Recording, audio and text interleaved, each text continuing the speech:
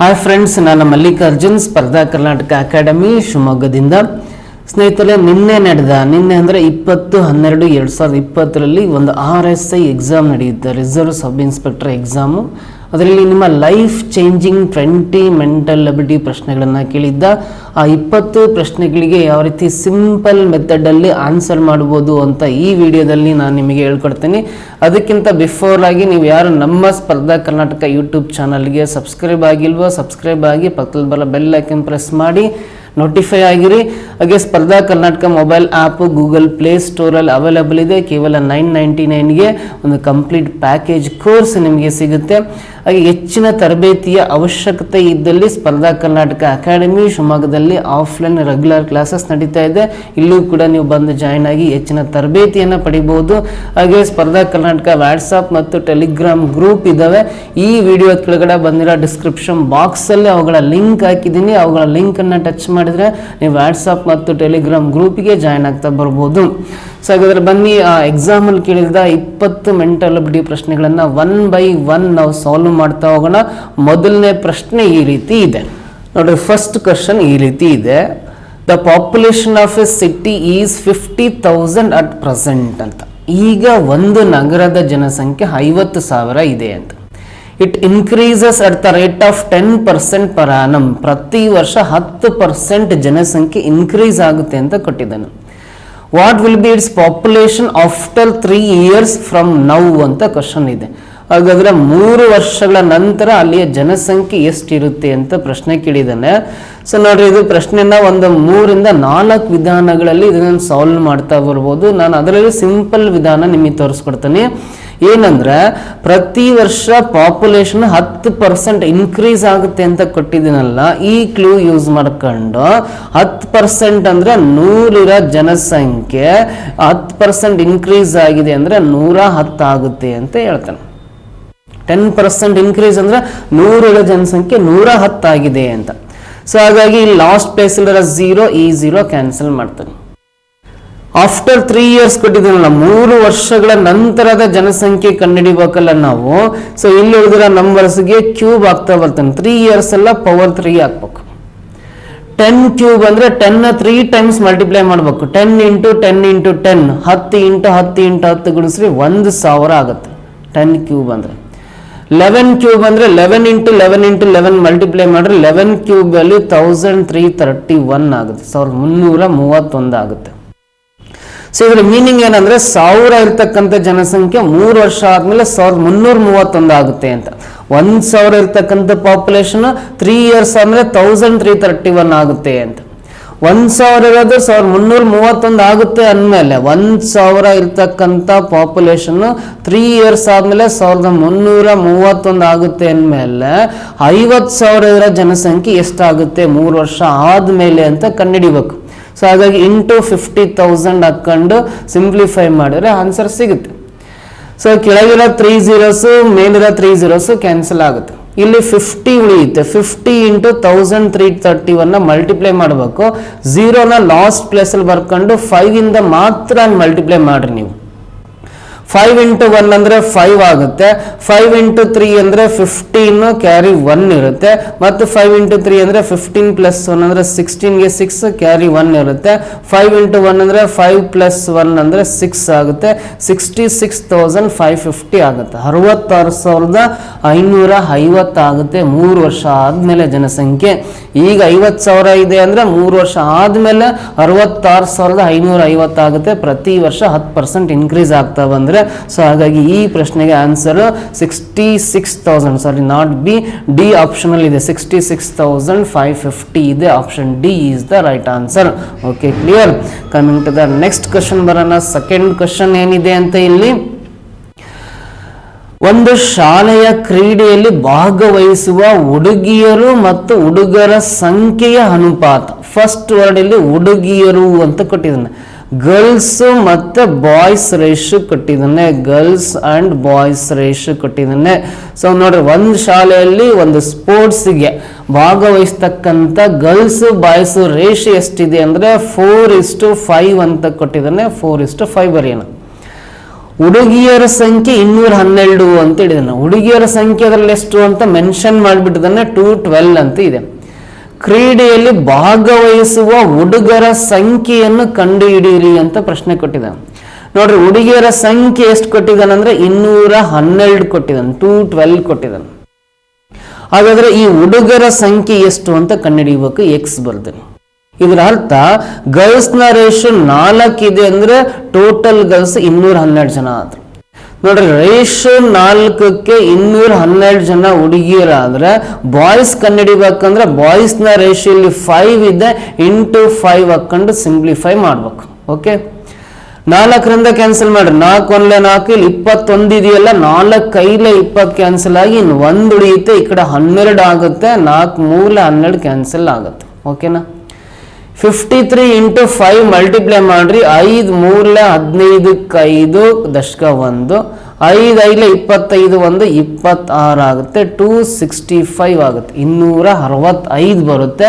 So ಹುಡುಗರ ಸಂಖ್ಯೆ 265, option B is the right answer. Okay, coming to the next question ಬರೋಣ. ಒಬ್ಬ ಅಂಗಡಿಯವನು ಒಂದು ವಸ್ತುವಿನ ಗಮನಾರ್ಹ ಬೆಲೆಯಲ್ಲಿ 22.5% ರಿಯಾಯಿತಿಯನ್ನು ಅನುಮತಿಸುತ್ತಾನೆ. ಸೊ ಇಂಗ್ಲಿಷ್ ಓದ್ಕೊಂಡು ಕ್ಲಾರಿಟಿ ಸಿಗುತ್ತೆ. A shopkeeper allows a discount of 22.5% on the market price of a certain article and makes a profit of 40% if the article cost the shopkeeper is rupees 155, then the market price of the article will be. ನೋಡ್ರಿ, question concept ನಿಮಗೆ ಅರ್ಥ ಮಾಡಿಸ್ತಾನೆ. ಒಬ್ಬ shop keeper ಒಂದು ವಸ್ತುವನ್ನ 155 ರೂಪಾಯಿಗೆ purchase ಮಾಡಿರ್ತಾನೆ company ಕಡೆಯಿಂದ.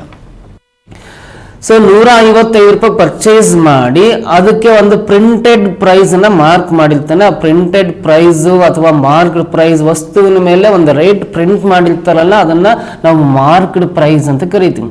ಅವನು ಕಂಪ್ನಿಯಿಂದ ತಗೊಂಡು ಬಂದಿರೋದು 155 ರೂಪಾಯಿಗೆ, ಬಟ್ ಆ ವಸ್ತುವಿನ ಮೇಲೆ ಎಷ್ಟೋ ರೇಟ್ ಬೇರೆ ಅಂದ್ರೆ ಜಾಸ್ತಿ ರೇಟ್ ಅನ್ನ ಪ್ರಿಂಟ್ ಮಾಡಿದಾನ, ಎಷ್ಟಂತ ಗೊತ್ತಿಲ್ಲ, ಎಕ್ಸ್. ಸೊ ಎಷ್ಟು ರೇಟ್ ಪ್ರಿಂಟ್ ಮಾಡಿರ್ತಾನಲ್ಲ ಇದ್ರ ಮೇಲೆ 22% ಡಿಸ್ಕೌಂಟ್ ಕೊಟ್ಟು ಸೇಲ್ ಮಾಡ್ತಾನೆ. ನೋಡ್ರಿ, 155 ರೂಪಾಯಿಗೆ ಅವನ ಅಂಗಡಿಯವನು ಕಂಪ್ನಿಯಿಂದ ಪರ್ಚೇಸ್ ಮಾಡಿ ಅದಕ್ಕೊಂದು ರೇಟ್ ಪ್ರಿಂಟ್ ಮಾಡಿರ್ತಾನೆ. ಎಷ್ಟು ಅಮೌಂಟ್ ಅಂತ ಗೊತ್ತಿಲ್ಲ, ಎಕ್ಸ್ ಅಂತ ಅಮೌಂಟ್ ರೇಟ್ ಪ್ರಿಂಟ್ ಮಾಡಿರ್ತಾನೆ, ಮಾರ್ಕೆಟ್ ಪ್ರೈಸ್. ಈ ಪ್ರಿಂಟೆಡ್ ಪ್ರೈಸ್ ಮೇಲೆ, ಮಾರ್ಕೆಟ್ ಪ್ರೈಸ್ ಮೇಲೆ 22% ಡಿಸ್ಕೌಂಟ್ ಕೊಟ್ಟು ಸೇಲ್ ಮಾಡ್ತದಾನೆ ಕಸ್ಟಮರ್ಸ್ಗೆ. ಸೇಲ್ ಮಾಡಿದ್ರು ಕೂಡ ಅವನಿಗೆ 40% ಲಾಭ ಆಗುತ್ತೆ ಅಂತ, ಆ ವಸ್ತುವಿನಿಂದ 40% ಲಾಭ ಬರುತ್ತೆ ಅಂತ. ಹಾಗಾದ್ರೆ ಆ ವಸ್ತುವಿನ ಮಾರ್ಕೆಟ್ ಪ್ರೈಸ್ ಅಂದ್ರೆ ನಮೂದಿಸಿದ ಬೆಲೆ, ಆ ಪ್ರಿಂಟೆಡ್ ಪ್ರೈಸ್ ಅಂದ್ರೆ ಈ ಎಕ್ಸ್ ಅಂದ್ರೆ ಎಷ್ಟು ಅಂತ ಕೇಳಿದಾನೆ. ನೋಡ್ರಿ, ಸಾಲ್ವ್ ಮಾಡೋ ಸಿಂಪಲ್ ವಿಧಾನ, ನಮೂದಿಸಿದ ಬೆಲೆ ಎಷ್ಟು ಪ್ರಿಂಟ್ ಮಾಡಿರ್ತಾನ ಗೊತ್ತಿಲ್ಲ, ಎಕ್ಸ್. ಇದಕ್ಕೆ ಎಷ್ಟು ಪರ್ಸೆಂಟ್ ಡಿಸ್ಕೌಂಟ್ ಕೊಡ್ತಾನೆ ಅಂದ್ರೆ 22% ಡಿಸ್ಕೌಂಟ್ ಕೊಟ್ಟಿದ್ದಾನೆ, 22.5% ಡಿಸ್ಕೌಂಟ್ ಕೊಟ್ಟಿದ್ದಾನೆ ಅಂದ್ರೆ 100ರಲ್ಲಿ 22 ಮೈನಸ್ ಮಾಡ್ರಿ, 77.5% ಅಮೌಂಟ್ ಅನ್ನ ಆ ಕಸ್ಟಮರ್ ಪೇ ಮಾಡ್ತಾನೆ ಅಂತ. ಅಲ್ಲಿ ಎಷ್ಟು ಪ್ರಿಂಟ್ ಆಗಿರುತ್ತೆ ಅದರಲ್ಲಿ 77% ಅಮೌಂಟ್ ಪೇ ಮಾಡಬೇಕು ಅಂತ. 22% ಡಿಸ್ಕೌಂಟ್ ಕೊಟ್ಟಿದ್ದಾನೆ ಅಂದ್ರೆ 77% ಅಮೌಂಟ್ ಪೇ ಮಾಡಬೇಕು. ಅಷ್ಟು ಪೇ ಮಾಡಿದ್ರೆ ಕೂಡ ಅವನಿಗೆ 40% ಲಾಭ ಆಗುತ್ತೆ ಅಂದ್ರೆ ಅವನ ತಂದಿರೋ ಬೆಲೆ 155 ರೂಪಾಯಿಗೆ 40 ರೂಪಾಯಿ ಲಾಭ ಸಿಗುತ್ತೆ ಅಂತ. ಸೊ ಹಾಗಾಗಿ 100 ರೂಪಾಯಿ ಇರೋದು 140 ರೂಪಾಯಿ ಆಗುತ್ತೆ ಅಂತ. 40% ಲಾಭ ಅಂದ್ರೆ ಆಡ್ ಮಾಡಬೇಕು, ಡಿಸ್ಕೌಂಟ್ ಅಂದ್ರೆ ಕಳಿಬೇಕಿಲ್ಲ. ಸೊ ಇದಿಷ್ಟು ಹಾಕೊಂಡು ಸಿಂಪ್ಲಿಫೈ ಮಾಡಿದ್ರೆ ನಮಗೆ ಅದರ ನಮೂದಿಸಿದ ಬೆಲೆ ಎಕ್ಸ್ ವ್ಯಾಲ್ಯೂ ಎಷ್ಟು ಅಂತ ಗೊತ್ತಾಗುತ್ತೆ. ಈಕ್ವಲ್ ಟು ಲೆಫ್ಟ್ ಸೈಡ್ ಅಲ್ಲಿ ಡಿವೈಡ್ ಬೈ 100 ಇದೆ, ಇಲ್ಲಿ ಡಿವೈಡ್ ಬೈ 100 ಇದೆ, ಕ್ಯಾನ್ಸಲ್ ಆಗುತ್ತೆ, ಕ್ಯಾನ್ಸಲ್ ಆಗ್ಬೋದು. ಆಮೇಲೆ ನೋಡ್ರಿ, ವೆರಿ ಸಿಂಪಲ್, 77 1 77 2 155 ಕ್ಯಾನ್ಸಲ್ ಆಗುತ್ತೆ. Very simple. ಇಲ್ಲಿ ಎಕ್ಸ್ ಉಳಿತು ಲೆಫ್ಟ್ ಸೈಡ್ ಅಲ್ಲಿ ಮಾತ್ರ. 140 ಇಂಟು 2 ಗುಣಿಸ್ರೆ 280 ಆಗುತ್ತೆ. ಆ ವಸ್ತುವಿನ ಪ್ರಿಂಟೆಡ್ ಪ್ರೈಸ್ 280 ರೂಪಾಯಿ, 280 ರುಪೀಸ್. ನೋಡ್ರಿ, 77 77 154, 0.5 ಅಂದ್ರೆ 1 ಆಗುತ್ತೆ. 77 1 2 155 ಅಂತ ಡೈರೆಕ್ಟ್ ಕ್ಯಾನ್ಸಲ್ ಮಾಡ್ಬೋದು. ಇಲ್ಲಿ 140 ಉಳ್ಕೊಂಡಿದೆ, ಇಲ್ಲಿ 2 ಇದೆ ಅಂದ್ರೆ ಇಂಟು ಇರೋದ್ರಿಂದ ಮಲ್ಟಿಪ್ಲೈ ಮಾಡಿದ್ರೆ 280 ರುಪೀಸ್ ಆಗುತ್ತೆ. ನೋಡ್ರಿ ಹೆಂಗೆ ಇಲ್ಲಿ ವ್ಯಾಪಾರ ಮಾಡ್ಬೋದಂದ್ರೆ 155 ರೂಪಾಯಿಗೆ ಅವನು ಪರ್ಚೇಸ್ ಮಾಡಿ ಅದ್ರ ಪ್ರಿಂಟೆಡ್ ಪ್ರೈಸ್ನ 280 ರೂಪಾಯಿ ಪ್ರಿಂಟ್ ಮಾಡಿರ್ತಾರೆ ಮಾರ್ಕೆಟ್ ಪ್ರೈಸ್. ಇದರ ಮೇಲೆ 22% ಡಿಸ್ಕೌಂಟ್ ಕೊಟ್ಟರು ಕೂಡ ಅವನಿಗೆ 40% ಲಾಭ ಗಳಿಸಿದ್ದಾನೆ ಅಂತ. ನೋಡ್ರಿ, ವ್ಯಾಪಾರ ಅಂದರೆ ಇದೇ ಥರನೇ ಇರುತ್ತೆ. ಸೊ ನೀವು ಕೂಡ ಈ ಲಾಜಿಕ್ನ ಫಾಲೋ ಮಾಡ್ತಾ ಬರ್ಬೋದು. Coming to the 4th question ಬರೋಣ. ಸರಾಸರಿ ಮಾಸಿಕ ಆದಾಯ ಎ ಮತ್ತು ಬಿ ಅವರದು 5,050 ರೂಪಾಯಿ ಅಂತ ಹೇಳಿದ್ದಾನೆ. ಇದು ರಿಪೀಟೆಡ್ ಕ್ವಶನ್ನು, ಲಾಸ್ಟ್ ಎಕ್ಸಾಮಲ್ಲೂ ಇದೇ ಕ್ವಶನ್ ಕೇಳಿದ್ದ ಅನ್ಸುತ್ತೆ. ನೋಡ್ರಿ, average monthly income of A and B is 5,050 rupees. A ಮತ್ತು ಬಿ ಯ ಮಾಸಿಕ ಆದಾಯದ ಸರಾಸರಿ 5,050. ಸೊ ಹಾಗಾದ್ರೆ ನಾನು ಇಲ್ಲಿ ಎ ಬರಿತಾ ಇದೀನಿ ಪ್ಲಸ್ ಬಿ ಬರಿತಾ ಇದೀನಿ. ಸರಾಸರಿ ಆದಾಯ 5,050 ಇದೆ ಅಂದ್ರೆ ಈ 5,050ನ್ನ ಇಂಟು 2ರಿಂದ ಗುಣಿಸ್ರಿ 10,100 ರೂಪಾಯಿ ಬರುತ್ತೆ. ಸೊ ಯಾಕೆ 2ರಿಂದ ಗುಣಿಸ್ಬೇಕು ಅಂದ್ರೆ ಎ ಮತ್ತು ಬಿ ಇಬ್ಬರು ವ್ಯಕ್ತಿಗಳಿರೋದ್ರಿಂದ, ಎ ಅಂಡ್ ಬಿ 2 persons ಇರೋದ್ರಿಂದ 5,050ನ 2 ಇಂದ ಮಲ್ಟಿಪ್ಲೈ ಮಾಡಿದ್ರೆ 10,100 ಅನ್ನೋದು ಎ ಮತ್ತು ಬಿ ಯ ಆ ತಿಂಗಳ ಒಟ್ಟು ಆದಾಯ ಆಗುತ್ತೆ. ಎ ಬಿ ಇಬ್ಬರಿಗೂ ಸೇರಿ ಒಟ್ಟು ಆದಾಯ 10,100 ರೂಪಾಯಿ ಆಗಿರುತ್ತೆ ಅಂತ. ಬಿ ಮತ್ತು ಸಿ ಯ ಸರಾಸರಿ ಮಾಸಿಕ ಆದಾಯ 6,250 ಇದೆ. ಸೊ ಬಿ ಮತ್ತು ಸಿ ಇದು ಸರಾಸರಿ ಆದಾಯ 6,250 ಇದೆ ಅಂದ್ರೆ 6,250ನ 2 ಇಂದ ಮಲ್ಟಿಪ್ಲೈ ಮಾಡ್ರಿ. 2ರಿಂದ ಇದನ್ನ ಮಲ್ಟಿಪ್ಲೈ ಮಾಡಿದ್ರೆ 6,000 12,252 500 ಆಗುತ್ತಲ್ಲ, 12,500 ರೂಪಾಯಿ ಆಗುತ್ತೆ. 12,500 ಬರುತ್ತೆ. ಅಂದ್ರೆ ಇದು ಬಿ ಮತ್ತು ಸಿ ಇದು 1 ತಿಂಗಳು ಸ್ಯಾಲ್ರಿನ ಆ್ಯಡ್ ಮಾಡಿದ್ರೆ ಅಷ್ಟಾಗುತ್ತೆ ಅಂತ. ಆಮೇಲೆ ಎ ಸಿ ಯ ಸರಾಸರಿ ಮಾಸಿಕ ಆದಾಯ 5,200 ಕೊಟ್ಟಿದ್ದಾನೆ. ಸೊ 5,000 ಎ ಮತ್ತು ಸಿ ಇದಲ್ಲ, A plus C equal to 5,200 into 2 ಮಾಡಿದ್ರೆ 10,400 ಆಗುತ್ತೆ. ಸೊ ಇವಾಗ ಇವೆಲ್ಲವನ್ನು ಅಡಿಷನ್ ಮಾಡ್ತಾ ಬನ್ನಿ. ಎ ಅನ್ನೋದು 2 ಸಲ ಇದೆ, 2a ಬರೀತೇನೆ. ಪ್ಲಸ್ ಬಿ ಅನ್ನೋದು 2 ಸಲ ಇದೆ, 2b ಬರೀತೇನೆ. ಸಿ ಅನ್ನೋದು 2 ಇದೆ, ಪ್ಲಸ್ 2c ಬರೀತೇನೆ. ಇವೆಲ್ಲವನ್ನ ಅಡಿಷನ್ ಮಾಡಿದ್ರೆ 10,000 12 22 ಪ್ಲಸ್ 10 32, ಇವು ಎಲ್ಲ ಸೇರಿ 1,000 ಆಗುತ್ತೆ. 33,000 ಕರೆಕ್ಟ್ ಆಗುತ್ತೆ. 33,000 ಬರುತ್ತೆ 3 ಅಡಿಷನ್ ಮಾಡಿದರೆ. ನೋಡಿ, ಇಲ್ಲಿ 2a 2b 2c ಇರೋದ್ರಿಂದ 2 ಕಾಮನ್ ತಕೊಂಡ್ರೆ ಎಲ್ಲದರಲ್ಲೂ ಇನ್ನು A plus B plus C ಮಾತ್ರ ಉಳಿಯುತ್ತೆ. ಈ 33,000 ರೈಟ್ ಸೈಡ್ ಅಲ್ಲಿ ಇದೆ, ಬರೆಯೋಣ. ಈ 2 ಈ ಸೈಡ್ ಬಂದ್ರೆ ಡಿವೈಡ್ ಬೈ 2 ಆಗುತ್ತೆ. ಡೈರೆಕ್ಟ್ 2 ಇಂದ ಕ್ಯಾನ್ಸಲ್ ಮಾಡಿದ್ರೆ 33,000ದಲ್ಲಿ ಅರ್ಧ ಅಂತ ಅರ್ಥ, 16,500 ಆಗುತ್ತೆ. 33,000 2ರಿಂದ ಭಾಗಿಸಿಲ್ಲ. ಅದೇನಂದ್ರೆ ಎ ಬಿ ಸಿ 3 ಜನ ಸೇರಿ 16,500.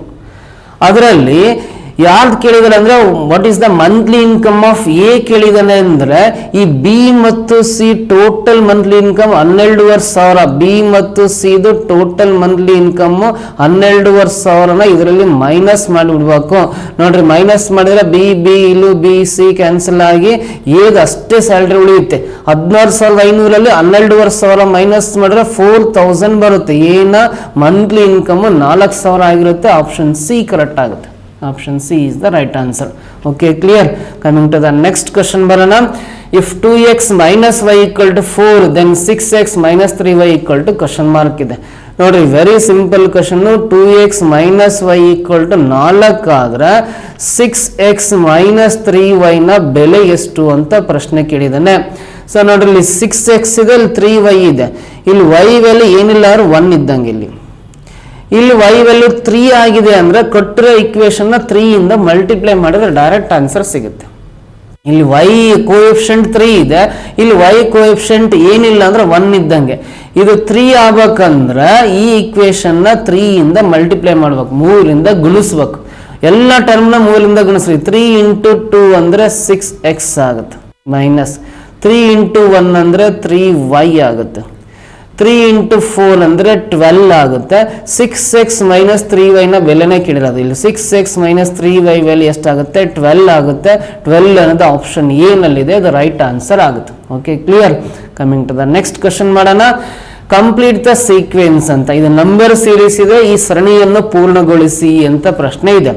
ಫಸ್ಟ್ ನಂಬರ್ 2 ಇದೆ, ಸೆಕೆಂಡ್ ನಂಬರ್ 4 ಇದೆ, ಥರ್ಡ್ ನಂಬರ್ 8 ಇದೆ, ನೆಕ್ಸ್ಟ್ 16 ಇದೆ, 32 ಇದೆ, ಅಂಡ್ ದೆನ್ 64 ಇದೆ. 64 ಆದ್ಮೇಲೆ 128 ಇದೆ, 128 ಆದ್ಮೇಲೆ 256 ಇದೆ, ನೆಕ್ಸ್ಟ್ 512 ಇದೆ. ಮುಂದೆ ಯಾವ ಸಂಖ್ಯೆ ಬರುತ್ತೆ ಅಂತ ಕ್ವಶನ್ ಕೇಳಿದಾನೆ. ವೆರಿ ಸಿಂಪಲ್ ನೋಡ್ರಿ, 2 8 2 4, 4 2 8, 8 2 16 ಎಲ್ಲ ಇಂಟು 2ನೇ ಮಾಡ್ಕೊಂತ ಹೋಗಿದ್ದಾನೆ, ಇಂಟು 2 ಇಂಟು 2 ಇಂಟು 2ನೇ ಮಾಡ್ತಾ ಹೋಗಿದ್ದಾನೆ. 16 2 32, 32 ಇಂಟು 2 64, 64 ಇಂಟು 2 128, ಇಂಟು 2 256, 256 ಇಂಟು 2 ಮಾಡಿದ್ರೆ 512 ಬರುತ್ತೆ. ನೆಕ್ಸ್ಟ್ ಆನ್ಸರ್ ಬೇಕು ಅಂದ್ರೆ 512ನ್ನ 2ರಿಂದ ಮಲ್ಟಿಪ್ಲೈ ಮಾಡೋಣ. 512 ಇಂಟು 2 ಮಾಡ್ರಿ, 2ರಿಂದ ಗುಣಿಸಿದ್ರೆ 1024 ಬರುತ್ತೆ, 1024 ಬರುತ್ತೆ. ಆಪ್ಷನ್ ಸಿ ನಲ್ಲಿದೆ, ಅದು ರೈಟ್ ಆನ್ಸರ್ ಆಗುತ್ತೆ. Okay, coming to the next question ಬರೋಣ. A person crosses a 600 metre long street in 5 minutes. ಒಬ್ಬ ವ್ಯಕ್ತಿ 600 ಮೀಟರ್ ಉದ್ದದ ರಸ್ತೆಯನ್ನು 5 ನಿಮಿಷಗಳಲ್ಲಿ ದಾಟುತ್ತಾನೆ. ಒಂದು ರಸ್ತೆ 600 ಮೀಟರ್ ಉದ್ದ ಇದೆ, ಅದನ್ನು ದಾಟಿ ಹೋಗ್ಲಿಕ್ಕೆ 5 ನಿಮಿಷ ಟೈಮ್ ಬೇಕಾಗುತ್ತೆ ಆ ರಸ್ತೆಯನ್ನು ಕ್ರಮಿಸ್ಲಿಕ್ಕೆ ಅವನಿಗೆ. ವಾಟ್ ಈಸ್ ಈ speed in kilometre per hour ಅಂತ ಕೇಳಿದಾನೆ. ಅಷ್ಟೇ, ಸ್ಪೀಡನ್ನು ಕಂಡುಹಿಡಿಬೇಕು, ಕಿಲೋಮೀಟರ್ ಪರ್ ಅವರಲ್ಲಿ ಕಂಡುಹಿಡಿಬೇಕು ಅಂತ.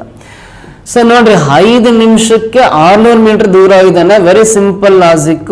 5 ಮಿನಿಟ್ಸ್ಗೆ 600 ಮೀಟರ್ ದೂರ ಹೋಗಿದ್ದಾನೆ ಅಂದ್ರೆ 1 ಗಂಟೆಗೆ ಎಷ್ಟು ದೂರ ಹೋಗ್ತಾನೆ ಅಂತ ಕಂಡುಹಿಡಿಬೇಕು. ಕಿಲೋಮೀಟರ್ ಪರ್ ಅವರ್ ಅಂತ ಹೇಳಿದನಲ್ಲ, 1 ಗಂಟೆಗೆ ಎಷ್ಟು ದೂರ ಹೋಗ್ತಾನೆ ಅಂತ ಕಂಡುಹಿಡಿಯೋಣ. 5 ಮಿನಿಟ್ಸ್ಗೆ 600 ಮೀಟರ್ ದೂರ ಹೋಗಿದ್ದಾನೆ ಅಂದ್ರೆ 1 ಅವರ್ ಅಂದ್ರೆ 60 ಮಿನಿಟ್ಸ್ಗೆ ಎಷ್ಟು ದೂರ ಹೋಗ್ತಾನೆ ಅಂತ ಕಂಡುಹಿಡ್ಕೊಳ್ಳೋಣ ಫಸ್ಟ್. ನೋಡ್ರಿ, 5ರಿಂದ ಬಾಕ್ಸ್ 5 1 5 12 60 ಕ್ಯಾನ್ಸಲ್ ಆಗುತ್ತೆ. 12 5 60 ಹಾಗಾಗಿ 5 12 60 ಅಂತ ಡೈರೆಕ್ಟ್ ಆಗಿ ಕ್ಯಾನ್ಸಲ್ ಮಾಡಬಹುದು. ಸೊ ಹಾಗಾದ್ರೆ 12 ಇಂಟು 6 ಮಲ್ಟಿಪ್ಲೈ ಮಾಡ್ರಿ, 12 6 72, ಈ 2 0ನ ಪಕ್ಕ ಬರ್ಕೊಂಡ್ರೆ 7200 ಮೀಟರ್ ದೂರ ಹೋಗ್ತಾನೆ ಅಂತ. ಸೊ 7200 ಮೀಟರ್ ಅಂದ್ರೆ 7200 ಮೀಟರ್ ಎಷ್ಟಕ್ಕೆ ಅಂದ್ರೆ 60 ನಿಮಿಷಕ್ಕೆ. 60 ನಿಮಿಷ ಅಂದ್ರೆ 1 ಅವರಿಗೆ ಸಮ ಅದು.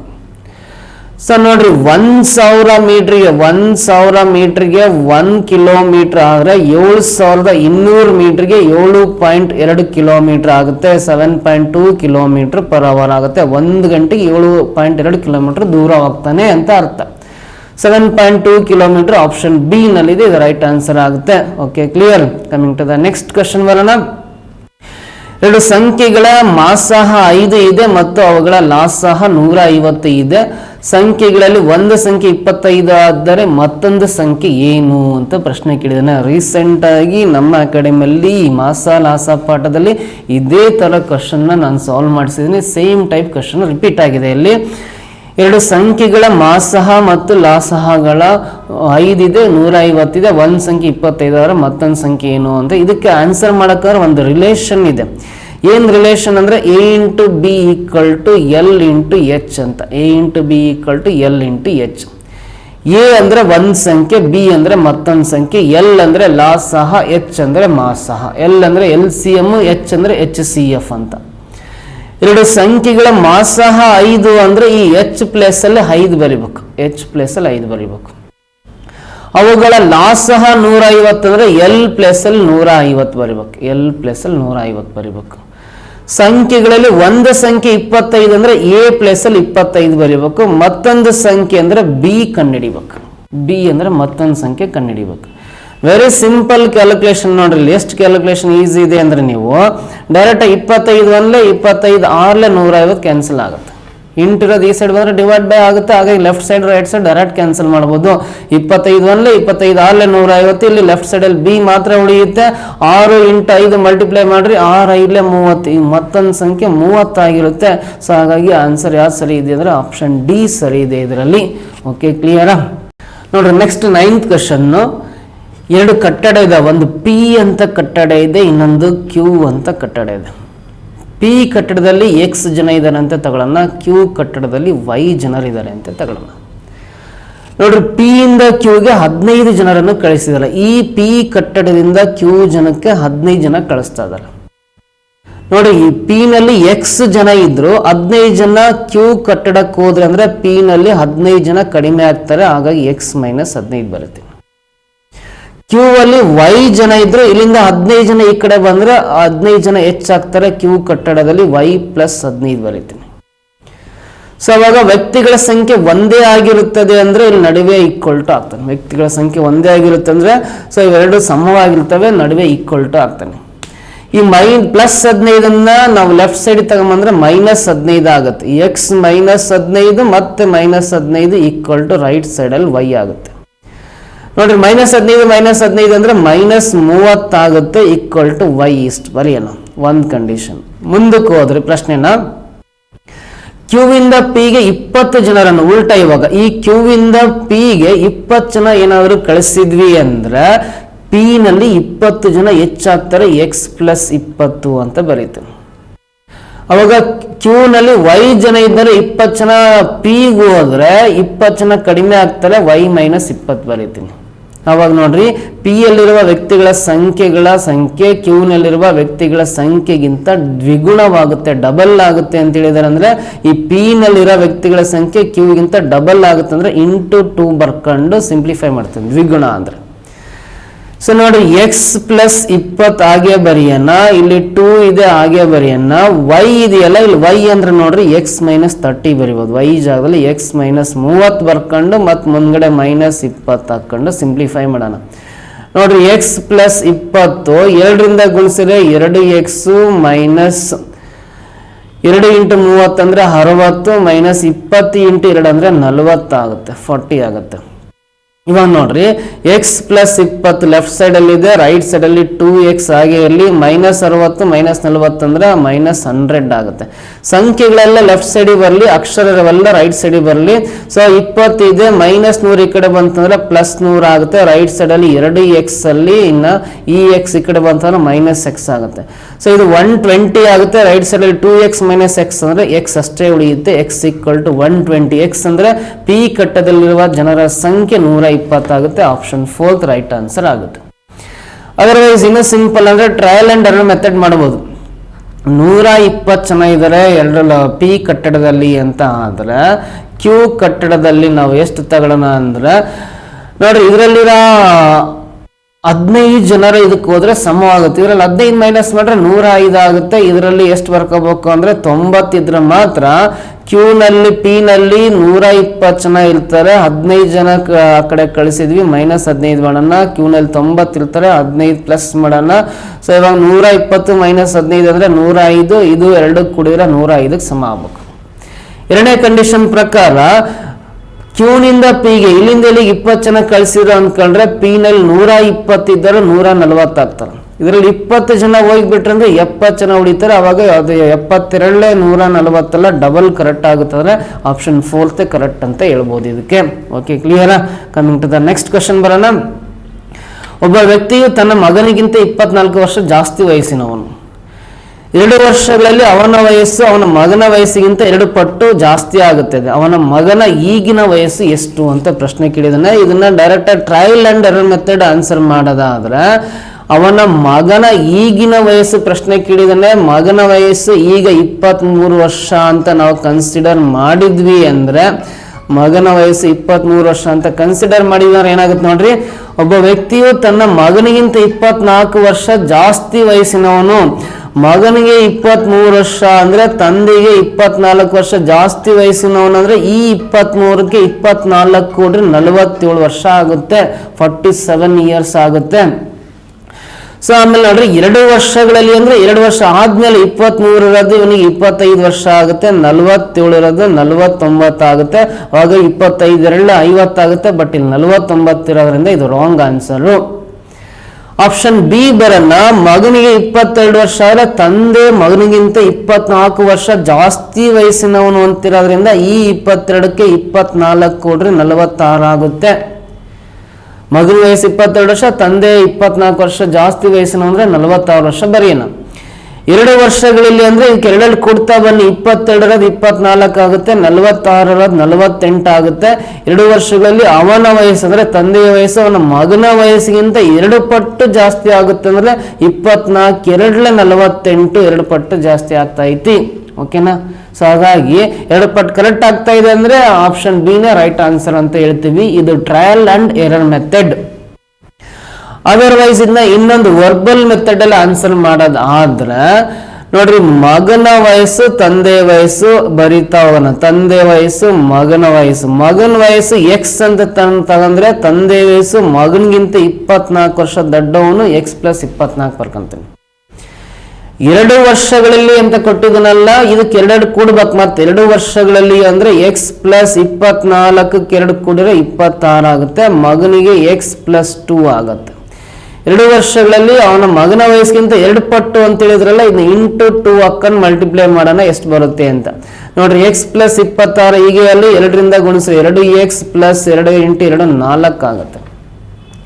ಈ ಪ್ಲಸ್ 4 ಲೆಫ್ಟ್ ಸೈಡಿಗೆ ಬರಲಿ, ಪ್ಲಸ್ ಎಕ್ಸ್ ರೈಟ್ ಸೈಡಿಗೆ ಬರಲಿ. 26ರಲ್ಲಿ 4 ಕಳೆದ್ರೆ 22 ಬರುತ್ತೆ. ಪ್ಲಸ್ 4 ಲೆಫ್ಟ್ ಸೈಡಿಗೆ ಬಂದ್ರೆ ಮೈನಸ್ 4 ಆಗುತ್ತೆ. ಈ 2x ಅಲ್ಲಿ ಎಕ್ಸ್ ಕಳೆದ್ರೆ 1x ಉಳಿಯುತ್ತೆ. ಎಕ್ಸ್ ಈಕ್ವಲ್ ಟು 22 ಅಂದ್ರೆ ಮಗನ ವಯಸ್ಸು, ಮಗಗೆ ಎಕ್ಸ್ ತಗೊಂಡಿದೀವಲ್ಲ, ಮಗನ ವಯಸ್ಸು 22 ವರ್ಷ. ಸರಿ ಇದೆ, option B right answer. Okay, ಕ್ಲಿಯರಾ? Coming to the next question ನೋಡೋಣ. ಇಲ್ಲಿ 5 into 6 plus 2/2 equal to question mark ಇದೆ. Very simple question. 5 into 6 plus 2 divided by 2 ಅಂದ್ರೆ ಈ ರೀತಿ.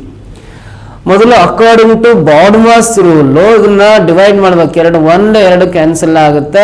ಆಮೇಲೆ ಮಲ್ಟಿಪ್ಲೈ ಮಾಡಬೇಕು. 5 into 6 ಅಂದ್ರೆ 30 ಪ್ಲಸ್ ಮುಂದ್ಗಡೆ 1 ಅಂದ್ರೆ ಆಡ್ ಮಾಡಿದ್ರೆ ಇದಕ್ಕೆ ಆನ್ಸರ್ 31 ಬರುತ್ತೆ. ಆಪ್ಷನ್ ಎ ಕರೆಕ್ಟ್ ಇದೆ. ನೆಕ್ಸ್ಟ್ 12th ಕ್ವಶನ್ ಬರೋಣ. ಒಬ್ಬ ಮನುಷ್ಯನ ಹತ್ರ 1 ರೂಪಾಯಿ ನೋಟ್ ಇದೆ, 5 ರೂಪಾಯಿ ನೋಟ್ ಇದೆ, 20 ರೂಪಾಯಿ ನೋಟ್ ಇದೆ. ಟೋಟಲ್ ಎಲ್ಲ ಸೇರಿ ಅಮೌಂಟ್ 312 ರೂಪಾಯಿ ಆಗುತ್ತೆ ಅಂತ ಹೇಳಿದ್ದಾನೆ. ಪ್ರತಿ ಪಂಗಡದ ನೋಟುಗಳ ಸಂಖ್ಯೆ ಸಮವಾಗಿದೆ. ಇದು ಇಂಪಾರ್ಟೆಂಟ್ ಪಾಯಿಂಟ್. ಇದು ಪ್ರತಿ ನೋಟುಗಳ ಸಂಖ್ಯೆ ಸಮವಾಗಿದೆ ಅಂತ ಕೊಟ್ಟಿದ್ದಾನೆ ಅಂದ್ರೆ ಅವನ ಬಳಿ ಇರುವ ಒಟ್ಟು ನೋಟುಗಳ ಸಂಖ್ಯೆ ಎಷ್ಟು ಅಂತ ಕೇಳಿದಾನೆ. ಅಲ್ಲಿ ಹೇಳಿರೋದು 1 ರೂಪಾಯಿ ನೋಟು, ಆಮೇಲೆ 5 ರೂಪಾಯಿ ನೋಟು, ಆಮೇಲೆ 20 ರೂಪಾಯಿ ನೋಟು ಅಂತ ಹೇಳಿದ್ದೇನೆ. ಅಂದ್ರೆ ಇವೆಲ್ಲ ನೋಟುಗಳ ಅನುಪಾತನ ಕೂಡ್ರಿ 26 ಆಗುತ್ತೆ. ಎಲ್ಲ ನೋಟುಗಳ ಸಂಖ್ಯೆ ಸಮವಾಗಿದೆ ಅಂದ್ರೆ ಡೈರೆಕ್ಟ್ ಕೂಡಿದ್ರೆ ಆನ್ಸರ್ ಬರುತ್ತೆ.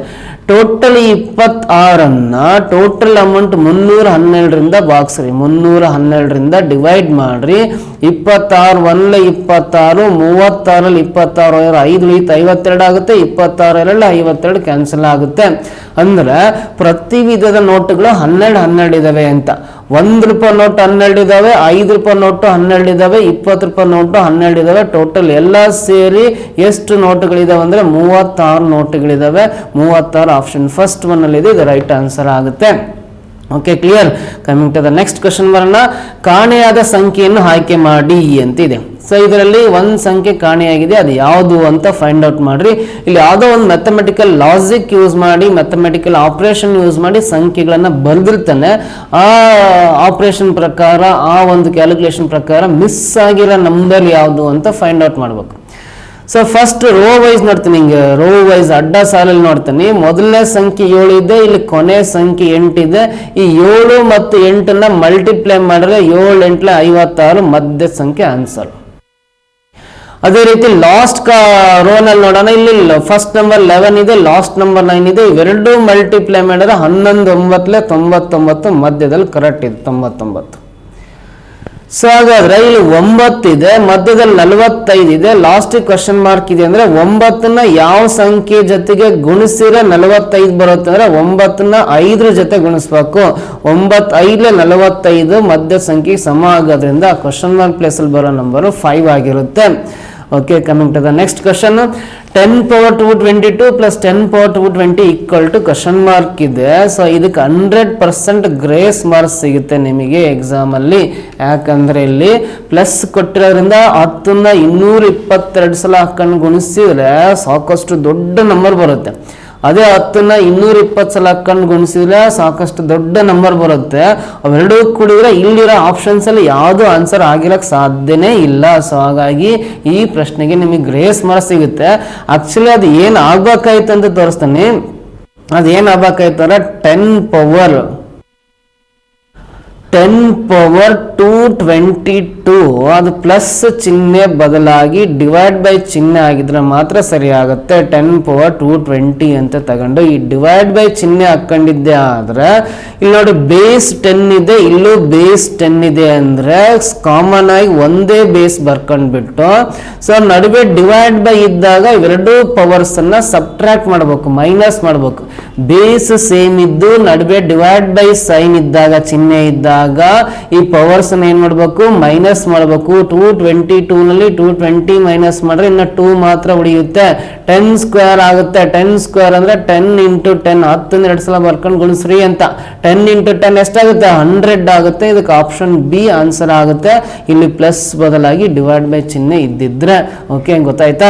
Coming to the next question. ಒಂದು ಆಯತಾಕಾರದ ಕ್ಷೇತ್ರವನ್ನು 3 ಬದಿಗಳಲ್ಲಿ ಮಾತ್ರ 20 ಫೀಟ್ ಬದಿಯನ್ನು ಬಿಟ್ಟು ಬೇಲಿ ಹಾಕಬೇಕು. ಮೈದಾನದ ವಿಸ್ತೀರ್ಣ 680 ಚದರ ಅಡಿಗಳಿದ್ದರೆ ಎಷ್ಟು ಅಡಿ ಫೆನ್ಸಿಂಗ್ ಅವಶ್ಯಕತೆ ಇದೆ ಅಂತ ಪ್ರಶ್ನೆ ಕೇಳಿದ್ದಾನೆ. ನೋಡ್ರಿ, ಒಂದು ರೆಕ್ಟಾಂಗ್ಯುಲರ್ ಫೀಲ್ಡ್ ಇದೆ. 20 ಫೀಟ್ ಬದಿ ಅಂದ್ರೆ ಒಂದ್ ಸೈಡ್ 20 ಫೀಟ್ ಇದೆ ಅಂತ ಗೊತ್ತಾಗ್ಬಿಡ್ತು. ಒಂದ್ ಸೈಡ್ 20 ಫೀಟ್ ಇದೆ ಅಂತ, 20 ಅಡಿ ಇದೆ ಅಂತ ಗೊತ್ತಾಯ್ತು. ಈ 4 ಸೈಡ್ಸ್ ಇದಾವಲ್ಲ, ಒಂದು ನೋಡ್ರಿ, ಇದೊಂದು 2, ಇದೊಂದು 3, ಇದೊಂದು 4. ಈ 4 ಬದಿಗಳಲ್ಲಿ 3 ಬದಿಗೆ ಮಾತ್ರ ಫೆನ್ಸಿಂಗ್ ಆಗ್ಬೇಕು, ಬೇಲಿ ಹಾಕ್ಬೇಕು.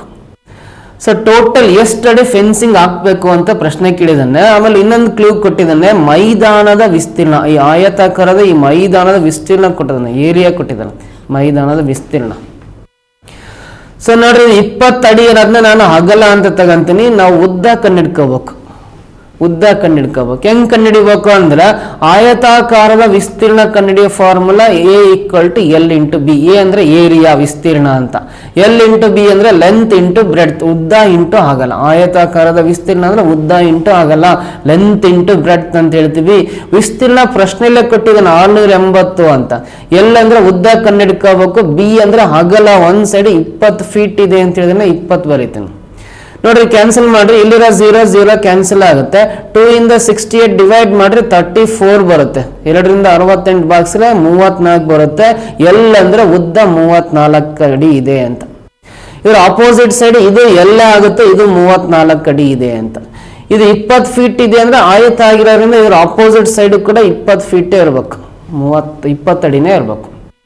ಇದರಲ್ಲಿ ಈ ಸೈಡ್ ಬೇಲಿ ಹಾಕಲ್ಲ, ಈ ಸೈಡ್ ಬೇಲಿ ಹಾಕಲ್ಲ. ಇದನ್ನ ಬಿಟ್ಟು 3 ಬದಿ ಬೇಲಿ ಹಾಕಿದ್ರೆ ಟೋಟಲ್ ಎಷ್ಟು ಅಡಿ ಆಗುತ್ತೆ, 34 ಅಡಿ ಪ್ಲಸ್ 34 ಅಡಿ 68 ಪ್ಲಸ್ ಒಂದು 20 ಅಂದ್ರೆ ಟೋಟಲ್ 88 ಅಡಿಗೆ ಬೇಲಿ ಹಾಕ್ಬೇಕು ಅಂತ.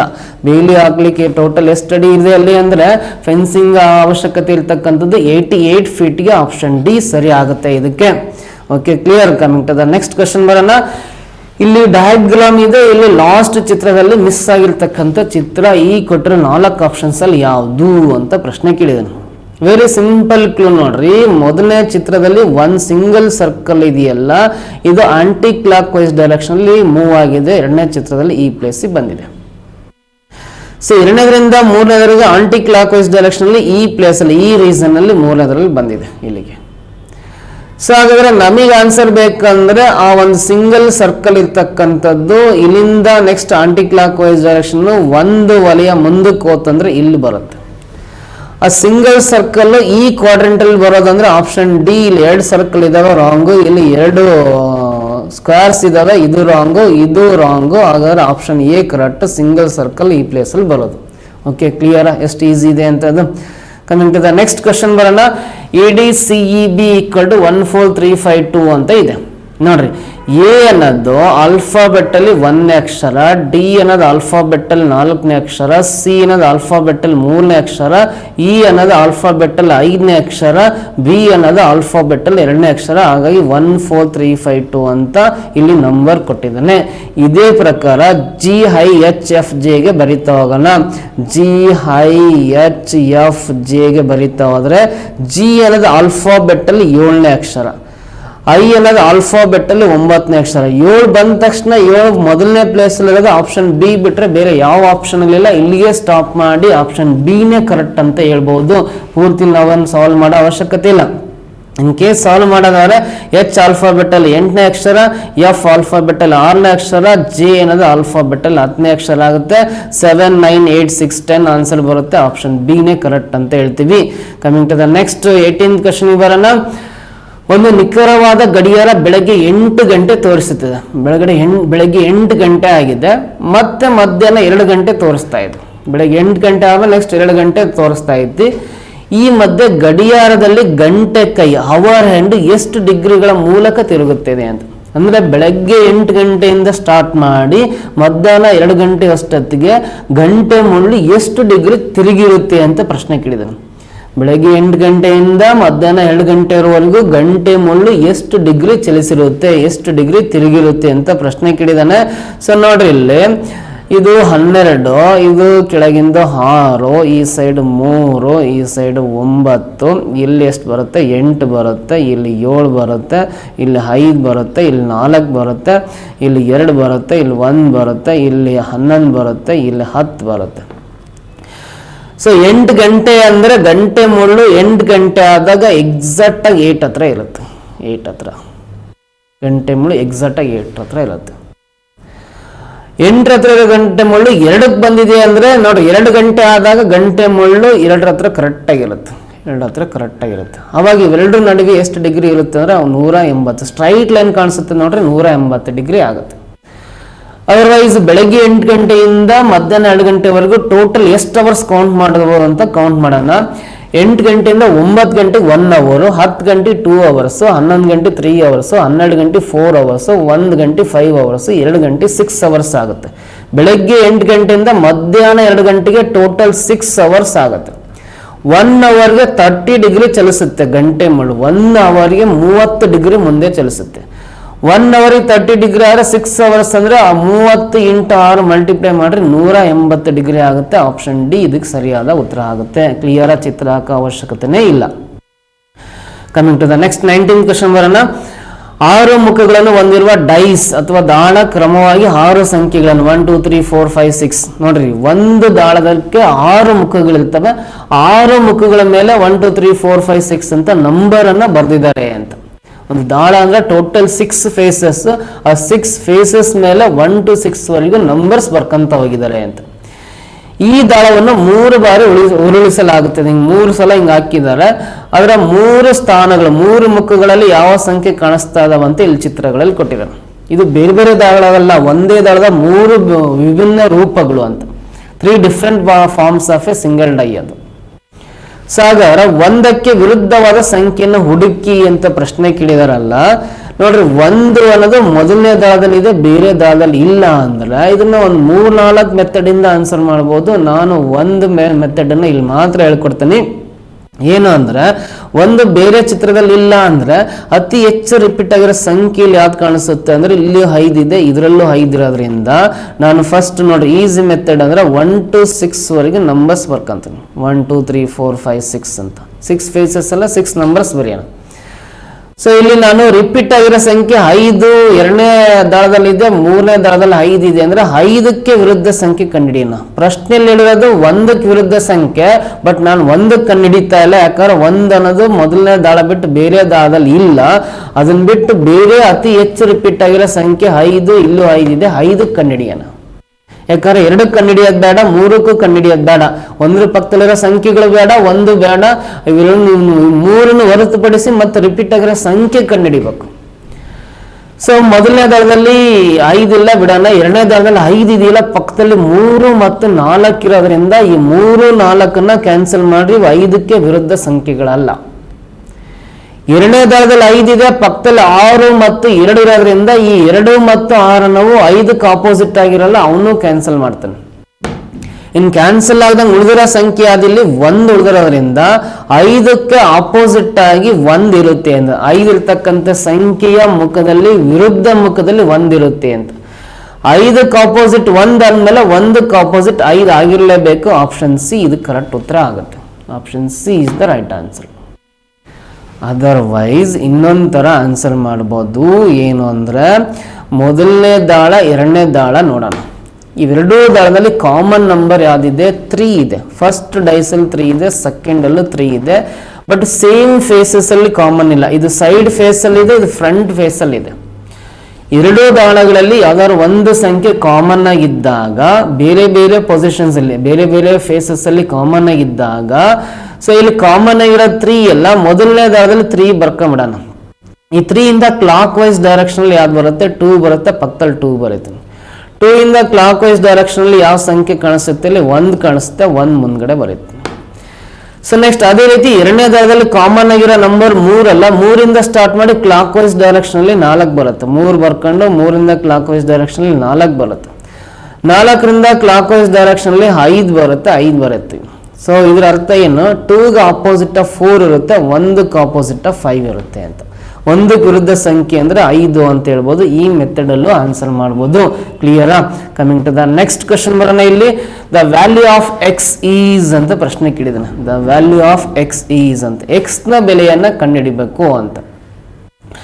ಸೊ ಇಲ್ಲಿ ಎಕ್ಸ್ ನ ಬೆಲೆ ಕಂಡುಹಿಡಿಬೇಕು ಅಂದ್ರೆ ಈ ಚಿತ್ರ ನೋಡ್ರಿ, ಇಲ್ಲಿ 100 ಡಿಗ್ರಿ ಇದೆ ಅಂದ್ರೆ ಇದಿಷ್ಟು ಲೈನ್ ಅನ್ನು ನಾವು ಸ್ಟ್ರೈಟ್ ಲೈನ್ ಅಂತ ಕರಿತೀವಿ, ಸರಳ ರೇಖೆ ಅಂತ, ಸರಳ ರೇಖೆ. ಸೊ ಇಲ್ಲಿ 100 ಡಿಗ್ರಿ ಆಗಿರೋದ್ರಿಂದ ಈ ಸೈಡ್ 80 ಡಿಗ್ರಿ ಬರಲೇಬೇಕು. ಯಾಕಂದ್ರೆ ಇದು ಸರಳ ರೇಖೆ ಆಗಿರೋದ್ರಿಂದ ಸರಳ ರೇಖೆಯ ಮೇಲೆ ಉಂಟಾಗಿರೋ ಎಲ್ಲಾ ಕೋನಗಳ ಮೊತ್ತ 180 ಡಿಗ್ರಿ ಸಮ ಆಗಬೇಕು. ಅದ್ರಲ್ಲಿ ಒಂದು ಕೋನ ಈ ಸೈಡ್ 100 ಡಿಗ್ರಿ ಇದೆ ಅಂದ್ರೆ ಈ ಸೈಡ್ ಒಳಗಿನ ಕೋನ 80 ಡಿಗ್ರಿ ಇರಲೇಬೇಕು. ಇದು ಸ್ಟ್ರೈಟ್ ಲೈನ್ ಮೇಲೆ ಉಂಟಾಗಿರೋ ಕೋನ ಆಗಿರೋದ್ರಿಂದ ಇದು 100 ಡಿಗ್ರಿ, ಈ ಕಡೆ 80 ಡಿಗ್ರಿ ಬರಲೇಬೇಕು. ಸೊ ನಾನು ಇಲ್ಲಿ ಎ ಅಂತ ಹೆಸರು ಕೊಡ್ತೀನಿ, ಇಲ್ಲಿ ಬಿ ಅಂತ ಹೆಸರು ಕೊಡ್ತೀನಿ, ಇಲ್ಲಿ ಸಿ ಅಂತ ಹೆಸರು ಕೊಡ್ತೀನಿ. ಎ ಬಿ ಸಿ ಅನ್ನೋದು ಏನಾಗುತ್ತೆ, ತ್ರಿಭುಜ ಆಗುತ್ತೆ, ಟ್ರಯಾಂಗಲ್ ಆಗುತ್ತೆ. ಈ ತ್ರಿಭುಜದಲ್ಲಿ 3 ಕೋನಗಳು ಸೇರಿದ್ರೆ ಎಷ್ಟು ಡಿಗ್ರಿ ಆಗಬೇಕು, 180 ಡಿಗ್ರಿ ಆಗಬೇಕು. ತ್ರಿಭುಜದಲ್ಲಿ 3 ಒಳಕೋನಗಳ ಮೊತ್ತ, the 3 interior angles of a triangle is equal to 180 degree ಆಗಬೇಕು. 3 ಒಳಕೋನಗಳಂದ್ರೆ ಈ ಆಂಗಲ್ ಬಿ 80 ಡಿಗ್ರಿ ಇದೆ, ಆಂಗಲ್ ಸಿ ಕಡೆಗೆ 60 ಡಿಗ್ರಿ ಇದೆ. 80 + 60 140 ಆಯ್ತು. ಅದರ 180 ಆಗ್ಬೇಕಾದ್ರೆ ಎಕ್ಸ್ ಪ್ಲಸ್ ಅಲ್ಲಿ 40 ಡಿಗ್ರಿ ಇರಲೇಬೇಕು. ಅವಾಗ 80 + 40 120 + 60 180 ಡಿಗ್ರಿ ಸಮ ಇರೋದ್ರಿಂದ ಎಕ್ಸ್ ನ ವ್ಯಾಲ್ಯೂ ಅಲ್ಲಿ 40 ಡಿಗ್ರಿ ಆಗಿರುತ್ತೆ, 40 ಡಿಗ್ರಿ ಆಗಿರುತ್ತೆ.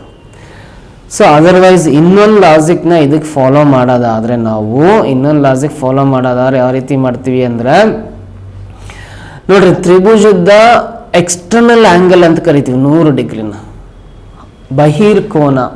ಈ ಬಹಿರ್ಕೋನ 100 ಡಿಗ್ರಿ ಇದೆ ಅಂದ್ರೆ ಇದರ ಕ್ರಮಾನುಗತವಲ್ಲದಂದ್ರೆ ಇದನ್ನ ಬಿಟ್ಟು ಇದನ್ನ ಹೊರತುಪಡಿಸಿ ಉಳಿದ 2 ಕೋನಗಳ ಮೊತ್ತ 100 ಡಿಗ್ರಿ ಸಮ ಇರಬೇಕು. ಒಂದು ಹೊರ ಕೋನ 100 ಡಿಗ್ರಿ ಇದೆ ಅಂದ್ರೆ ಇದ್ರ ಪಕ್ಕದಲ್ಲಿ ಇರೋದನ್ನ ಬಿಟ್ಟು ಉಳಿದ 2 ಕೋನಗಳ ಮೊತ್ತ 100 ಡಿಗ್ರಿಗೆ ಸಮ ಆಗಬೇಕು. ಸೊ ಹಾಗಾಗಿ ಇದು 60 ಡಿಗ್ರಿ ಇದೆ ಅಂದ್ರೆ ಇದು ಆಬ್ವಿಯಸ್ಲಿ 40 ಡಿಗ್ರಿ ಬರಲೇಬೇಕು. 40 + 60 100 ಡಿಗ್ರಿ ಸಮ. ಹಾಗಾಗಿ ಎಕ್ಸ್ ನ ವ್ಯಾಲ್ಯೂ 40 ಡಿಗ್ರಿ ಅಂತ ಹೇಳ್ತೀವಿ. ನೋಡ್ರಿ, ಈ ರೀತಿ ಸಿಂಪಲ್ ಆಗಿ 20 ಪ್ರಶ್ನೆಗಳನ್ನ RSI ಎಕ್ಸಾಮ್ ಅಲ್ಲಿ ಕೇಳಿದಾನೆ.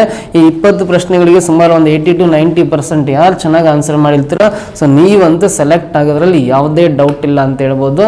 ಸೊ ನಾನು ಸಾಲ್ವ್ ಮಾಡಿರೋ ಮೆಥಡ್ ನಿಮ್ಗೆ ಇಷ್ಟ ಆದರೆ ಒಂದು ಲೈಕ್ ಮಾಡಿ, ಕಮೆಂಟ್ ಮಾಡಿ, ನಿಮ್ಮ ಫ್ರೆಂಡ್ಸ್ಗೆಲ್ಲ ಶೇರ್ ಮಾಡ್ತಾ ಬನ್ನಿ. ನೆಕ್ಸ್ಟ್ ಮತ್ತೆ ಮುಂದಿನ ವಿಡಿಯೋದಲ್ಲಿ ನಿಮ್ಮನ್ನ ಭೇಟಿ ಆಗ್ತೀನಿ. ಈ ವಿಡಿಯೋನ ಕಂಪ್ಲೀಟ್ ವಾಚ್ ಮಾಡಿದ್ದಕ್ಕೆ ತಮ್ಮೆಲ್ಲರಿಗೂ ಧನ್ಯವಾದಗಳು. Thank you so much.